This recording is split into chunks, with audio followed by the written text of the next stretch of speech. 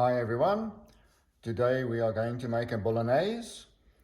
Our ingredients, as you can see, 125 milliliters of red wine, 500 to 600 grams of Venison meat, 1 medium carrot, 1 brown onion, 2 cloves of garlic, 1 celery stick, 1 can of diced tomatoes, tomato paste, and then obviously we've got duck fat, extra virgin olive oil, our spices, 2 bay leaves, then we've got 2 teaspoons of oregano, half a teaspoon of salt ground, half a teaspoon of pepper ground. Okay, our vegetables have been prepared.